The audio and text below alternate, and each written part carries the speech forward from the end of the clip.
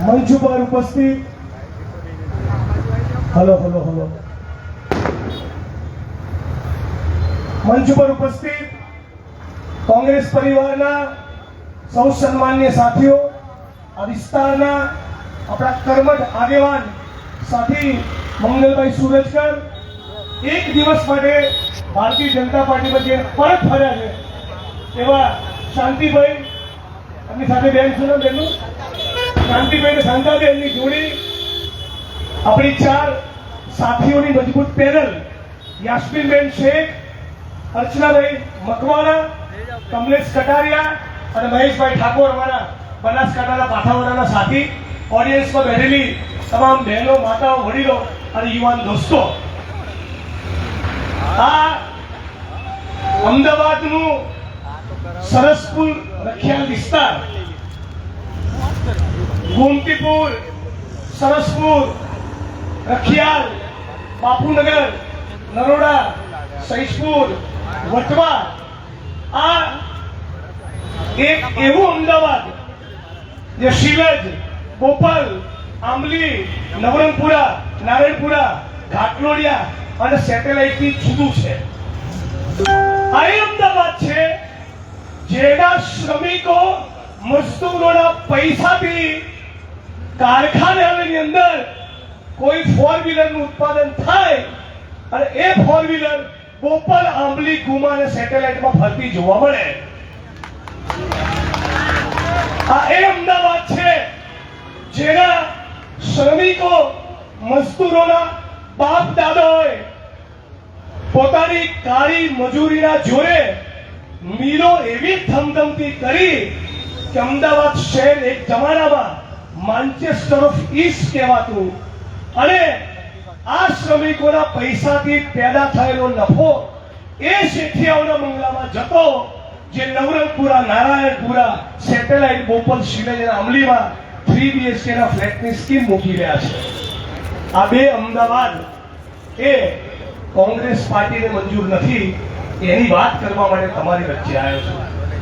અમદાવાદ શહેર એ જેટલું પૂંજીપતિ, માલિકુદાર લોકોનું છે, એટલું જ કામદારો, કર્મચારીઓ, મહેનતના તમામ શ્રમજીવી મજદૂરો, ફિક્સ પગાર આઉટસોર્સિંગ કોન્ટ્રાક્ટર કર્મચારીઓ, દેવી પૂજક, રાવલ, માલધારી, કોલી પટેલ, ઠાકોર, મુસ્લિમ, દલિત, આ તમામ વંચિતોનું પણ અમદાવાદ શહેર છે.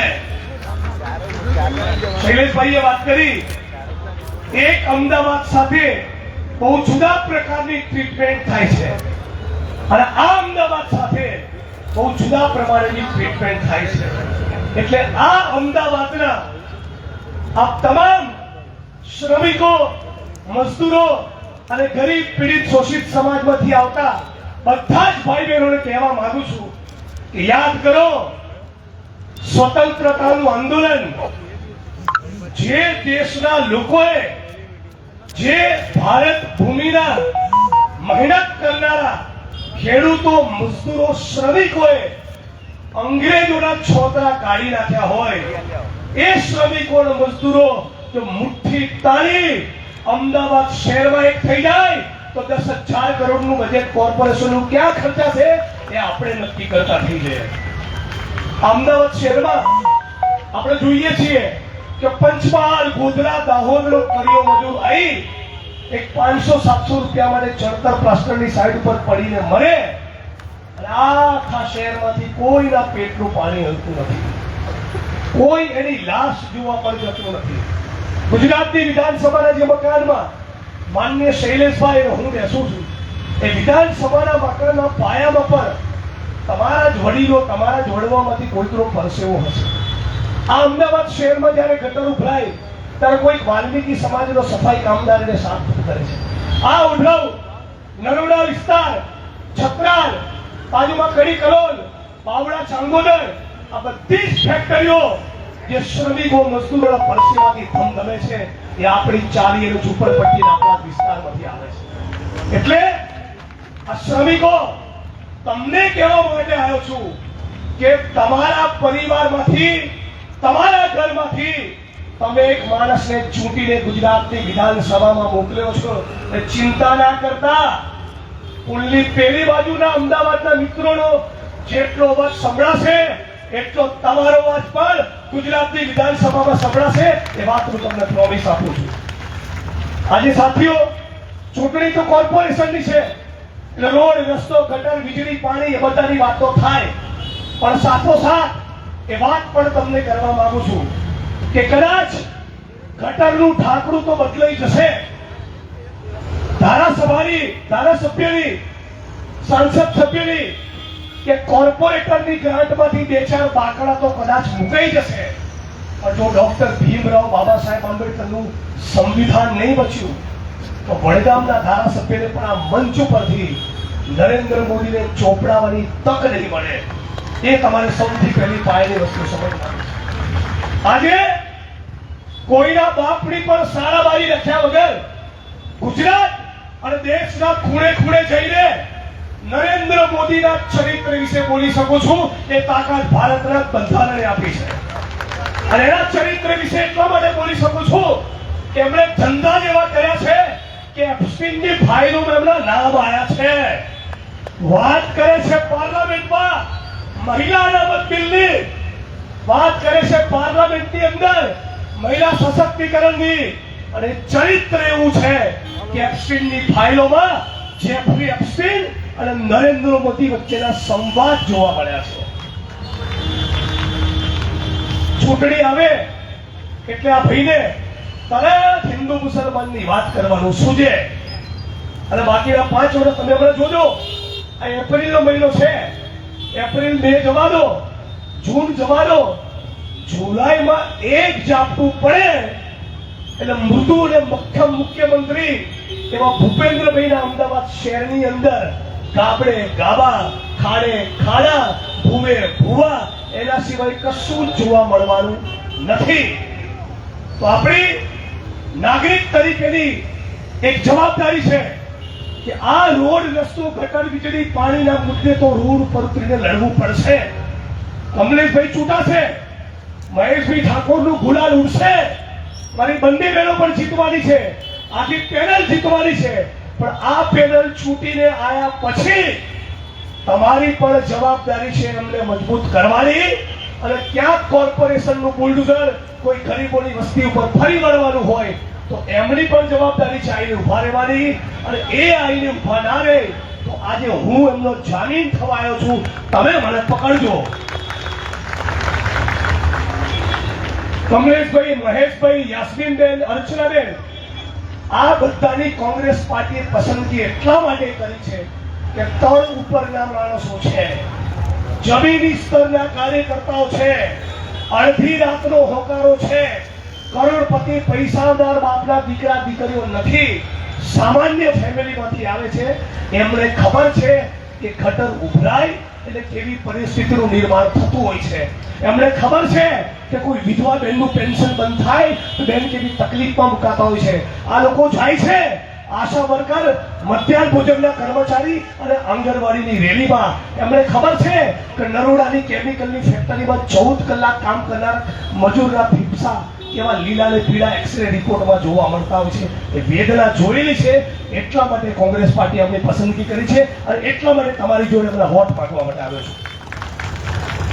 સાથીઓ, મારી ગુજરાતના આ બધા યુવાન મિત્રો પાસેથી બહુ અપેક્ષા છે, અને અપેક્ષા એ છે તમે કોઈની પણ સારાબારી રાખ્યા વગર ખુલીને બોલો કહો કે આપણા ગુજરાતમાં એક મજબૂત નક્કર પરિવર્તનની જરૂરત છે. હવે બહુ થયું, 28 વર્ષથી આ ડાઘિયાઓને જોયા, હવે તો ધરાવો મારા અમદાવાદ વાસીઓ, હવે તો ધરાવો મારા ગુજરાતીઓ. 28 વર્ષના શાસનમાં એમણે ગુજરાતની શું હાલત કરી છે. 100માંથી 40 બાળકો આજે પણ કુપોષિત છે. સિવિલ હોસ્પિટલમાં જાઓ તો ડોક્ટર હોય, ડોક્ટર ના હોય તો નર્સ અને ડોક્ટર બે ના હોય તો તમારી ઘણી વખત પેલા પટાવાળાને કહેવું પડતું છે કે મને ખાટલો આપ, લોહીને પરુના ચાઠાવાળી ચાદરો આપે છે, વીએસ હોસ્પિટલમાં જાઓ, શારદાબેન હોસ્પિટલમાં જાઓ, એલજી હોસ્પિટલમાં જાઓ, એના સરકારી વોર્ડમાં એકવાર ભરતી થાવ ત્યારે ખબર પડે કે આપણું ગુજરાત કેટલું સ્વર્ણિમ અને કેટલું વાઇબ્રન્ટ થયું છે.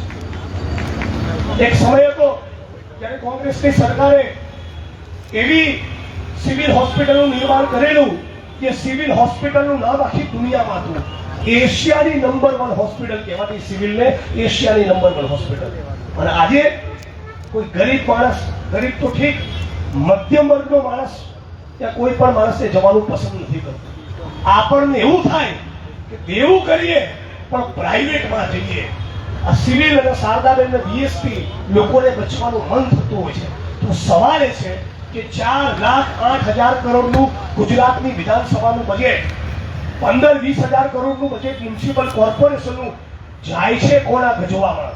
આ સવાલ આપણે આજે પૂછવાનો છે.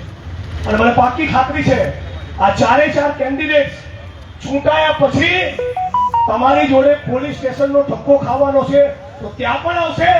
અને કોઈ દર્દીને તકલીફ હશે તો 108ની જેમ સિવિલ અને વીએસ હોસ્પિટલના જાપે તમારી રાહ જોતા ઉભા હશે.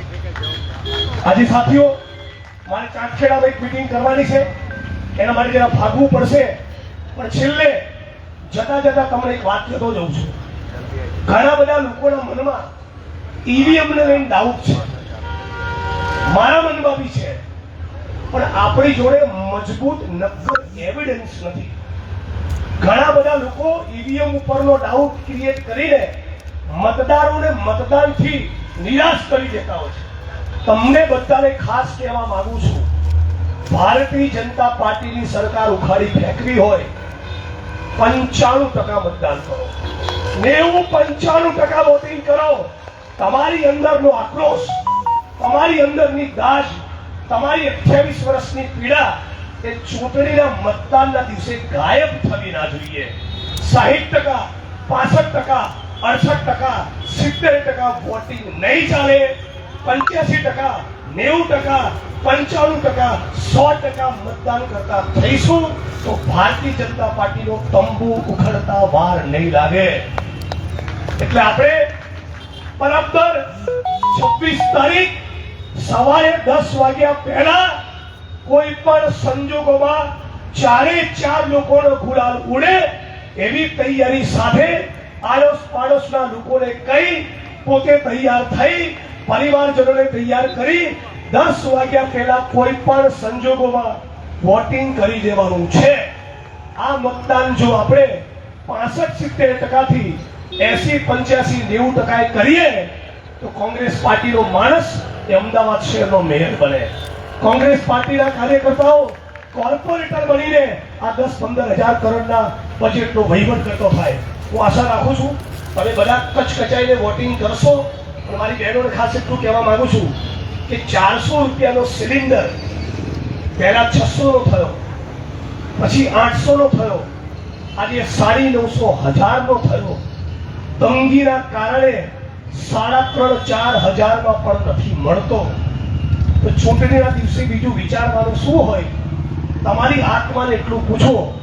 કમલેશભાઈ, મહેશભાઈ, યાસ્મીનબેન, અર્ચનાબેન, જિગ્નેશભાઈને ભૂલી જાઓ.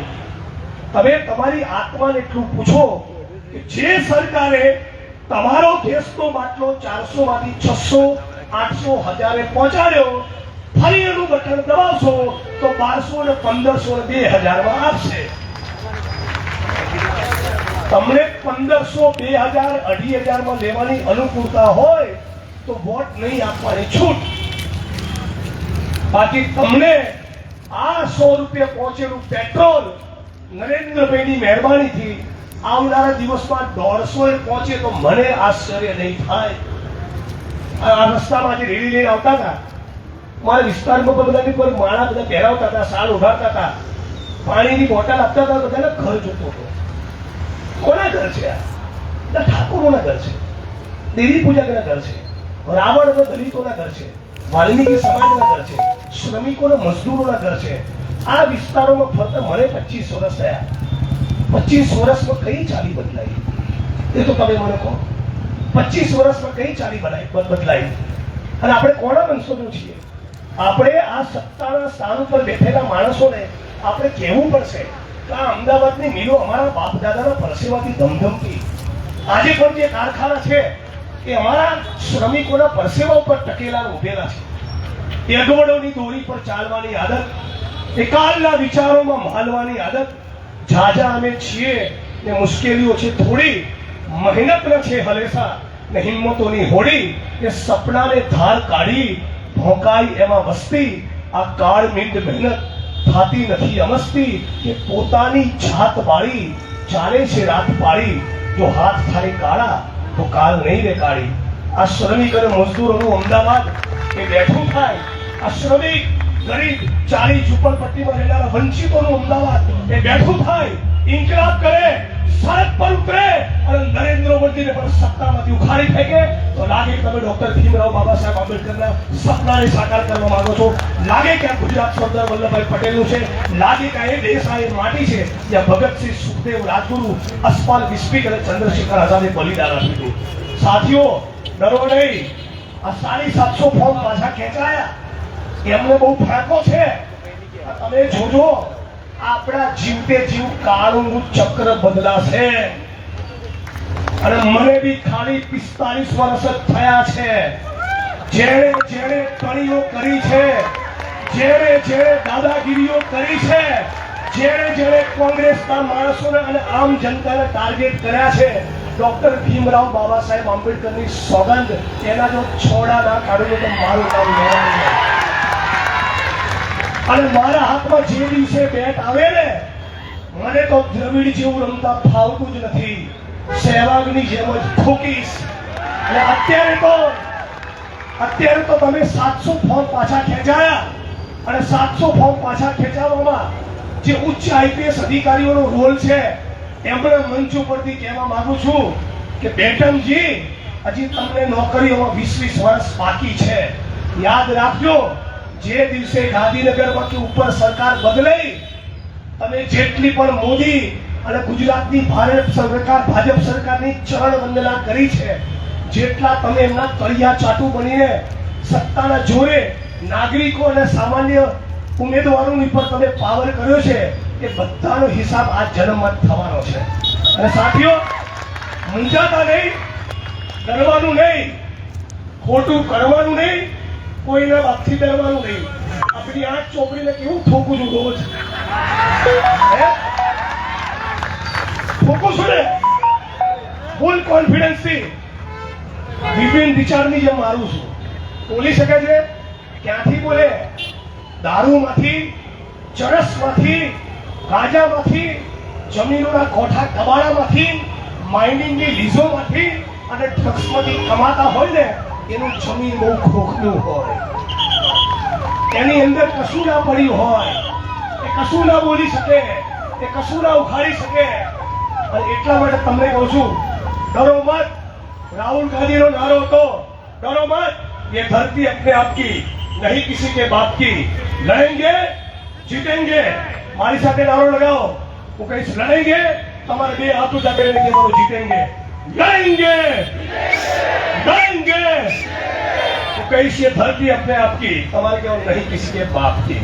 है ये धरती अपने आप की नहीं किसी के बाप के, ये धरती अपने आप की नहीं किसी के बाप के. इंकलाब जिंदाबाद इंकलाब. जिंदाबाद. अभी तो ये लड़ाई है, आगे और लड़ाई है. अभी तो ये लड़ाई है, आगे और लड़ाई है, अभी तो ये लड़ाई है. आगे और लड़ाई है. लड़ेंगे जीतेंगे, पैनल को जिताएंगे. जय भीम, जय भारत, जय संविधान, जय कांग्रेस. लड़ेंगे और जीतेंगे. धन्यवाद साथियों. बहुजन समाज પાર્ટીના પ્રદેશના પ્રવક્તા એમની ટીમ સાથે આપણા કાર્યક્રમમાં જોડાવા માંગે છે, કોંગ્રેસ પાર્ટીમાં જોડાવા માંગે છે. સાથીનું નામ છે હેમંત પરમાર.